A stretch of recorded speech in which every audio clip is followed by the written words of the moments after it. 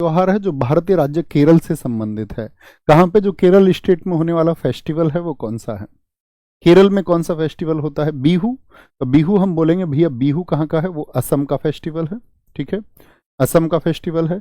छठ कहाँ पे होता है? 4 दिन बनता है आपका। छठ पूजा कितने दिन होती है? बिहार में 4 दिन होती है। ओणम आपका केरला का है, ओणम। और तीज कहाँ का है साथी आपका? अगर हम बात करें, तीज आपका नॉर्थ इंडिया में लगभग कई स्टेट में, पंजाब हो गया, हरियाणा हो गया, इनमें मनाया जाता है। ओणम की हम आपको बात बताएं साथी, ओणम जो होता है ये 10 डेज मनने वाला एक फेस्टिवल है। कितने दिन? 10 डेज। और पूछा जाता है इसका जो फर्स्ट डे होता है उसको किस नाम से जाना जाता है? जो पहला दिन होता है उसको बोलते हैं अथम। क्या बोलते हैं? पहले दिन को हम बोलते हैं आपका अथम। और जो इसका आपका 10th डे होता है, जो 10वां दिन होता है, उस 10वें दिन को हम बोलते हैं थ्रू ओणम। क्या बोलते हैं? उस 10वें दिन को कहा जाता है थ्रू ओणम। 10th डे को बताते चलेंगे क्या होगा? थ्रू ओणम होता है। क्या होता है? थ्रू ओणम होता है। ठीक है, अब बात आती है कि जैसे हमारे यहाँ हिंदी कैलेंडर होता है, आप लोग पढ़ते होंगे। मैं आपसे पूछूं हिंदू कैलेंडर का पहला महीना कौन सा होता है? तो हिंदी कैलेंडर आप कहेंगे पहला मंथ होता है भैया चैत्र, और जो लास्ट मंथ होता है वो होता है बैसाख। ठीक है, महीने कितने होते हैं? 12 ही होते हैं। ऐसे ही पूछा जाता है ओणम जो मनाया जाता है किसमें? केरल में। तो केरल में कौन सी लैंग्वेज बोली जाती है? मलयालम।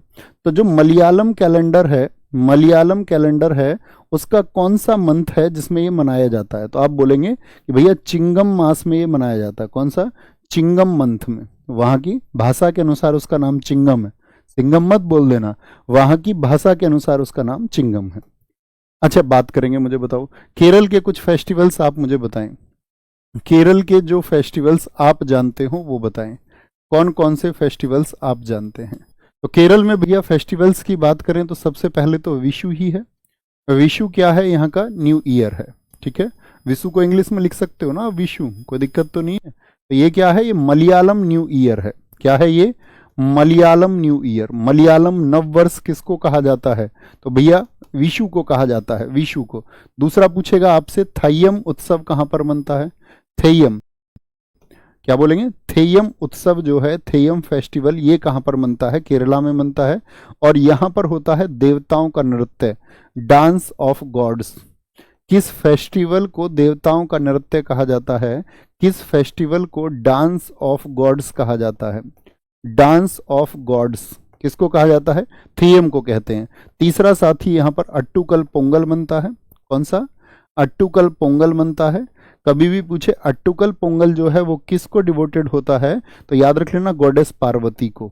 इनको अट्टुकल पोंगल जो है वो आपका देवी पार्वती के लिए समर्पित है। कौन सा है? देवी पार्वती के लिए समर्पित है।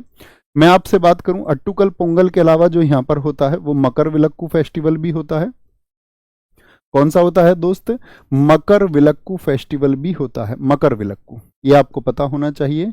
मकर विलक्कू फेस्टिवल कहाँ पर मनाया जाता है? तो केरला में मनाया जाता है। और केरला में इसको मनाते हैं साथी कहाँ पर? आपका सबरीमाला टेम्पल में।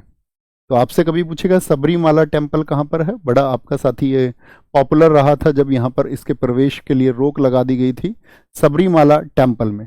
और सबरीमाला टेम्पल में अगर मैं बात करूं कौन से देवता के लिए समर्पित है आपका? किस आपका गॉड के लिए डिवोटेड है? तो वहां पर हैं आपके अयप्पन। क्या बोलोगे? अयप्पन गॉड हैं, अयप्पन। ठीक है, अयप्पन के लिए इसको मनाया जाता है। किसको? मकर विलक्कू को। ये आपको पता होना चाहिए। अगर कभी पूछ ले मकर विलक्कू कितने दिन मनाया जाता है? तो 7 डेज मनाया जाता है।